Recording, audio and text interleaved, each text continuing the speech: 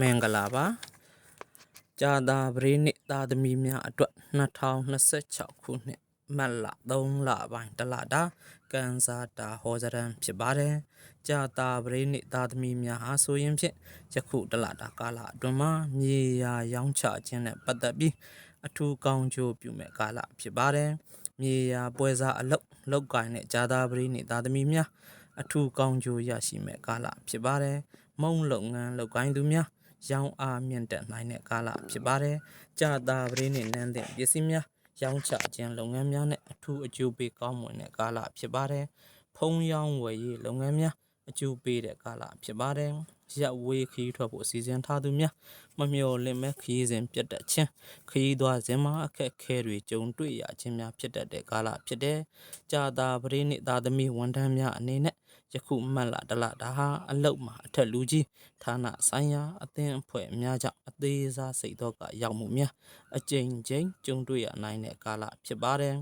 အလုတ်ကိုထိခိုက်နိုင်လောက်တဲ့အထီတော့ဒုက္ခပြဿနာမရှိပါဘူးเนาะအနည်းငယ်ပဲဖြစ်နိုင်တဲ့ကာလဖြစ်တယ်ပြည်ပထွက်ခွာဖို့ကြိုးစားနေကြတဲ့ကြာသာပတေးနေ့သားသမီးများအနေနဲ့ယခုတလတာဟာအကျဉ်းချင်းကြိုးစားရမယ့်ကာလဖြစ်တယ်နှောင့်နှေးကြန့်ကြာနေတဲ့ကာလဖြစ်တယ်သားသမီးရှိတဲ့ကြာသာပတေးနေ့သားသမီးများအနေနဲ့သားသမီးတွေရဲ့အကျိုးကျေးဇူးကိုရရှိခံစားရနိုင်တဲ့ကာလဖြစ်တဲ့အဝေးကိုရောက်ရှိနေတဲ့သမီးဖြစ်သူတို့ရဲ့အကူအညီအထောက်ပံ့ကိုထူးကဲစွာရရှိနိုင်တဲ့ကာလဖြစ်တဲ့ကြာသာပတေးနေ့သားသမီးများအနေနဲ့ယခုတလတာအခြေရေးကိစ္စမှာဆိုရင်ဖြင့်ရန်ဖြစ်လိုက်ပြန်ချစ်လိုက်နဲ့ဖြစ်နေတတ်တဲ့ကာလဖြစ်တဲ့တယောက်နဲ့တယောက်စိတ်ကောက်လိုက်စိတ်ဆိုးလိုက်နဲ့မခေါ်ပဲနေလိုက်နဲ့ဖြစ်နေတတ်ပြီးကြာလည်းမခေါ်ပဲမနေနိုင်မဲ့တယောက်နဲ့တယောက်လွမ်းဆွေးပြီးပြန်တဲ့သွားတတ်တဲ့ကာလဖြစ်တဲ့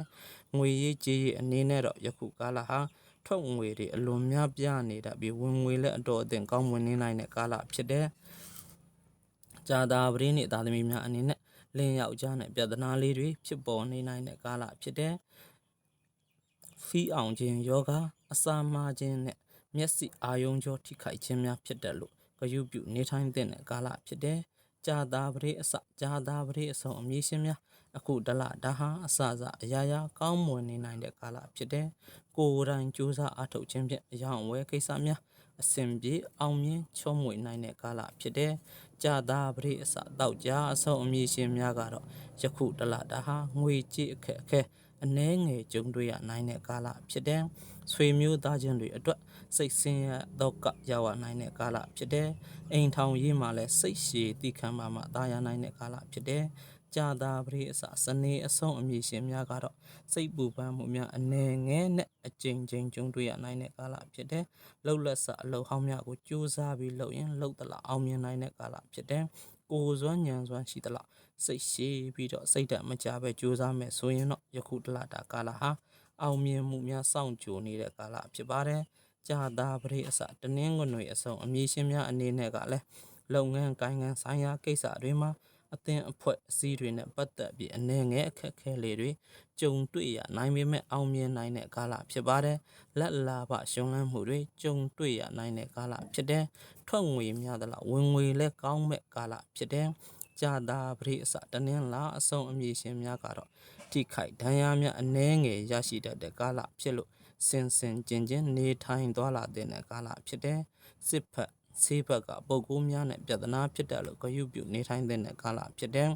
ကြာသာပတေးအင်္ဂါအဆုံးအမည်ရှင်များကိုယ်စိတ်နဲ့ကိုမတည့်ပဲဖြစ်နေတဲ့ကာလဖြစ်တဲ့အမှုအခင်းကိစ္စများမဖြစ်ပေါ်ရအောင်အထူးသတိထားတဲ့ကာလဖြစ်တဲ့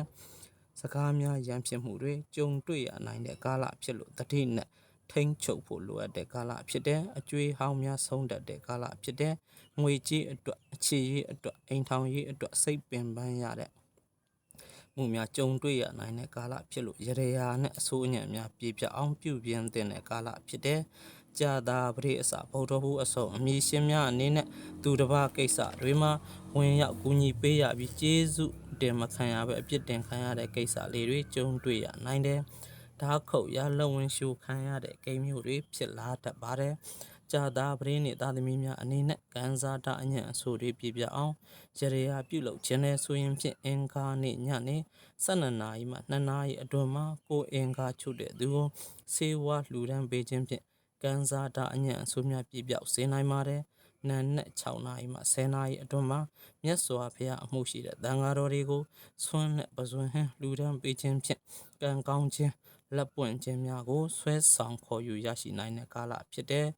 ကြာသာပတိနေ့သာသမီများအတွက်2026ခုနှစ်မတ်လတလတာကံဇာတာဟောစရံဖြစ်ပါတယ်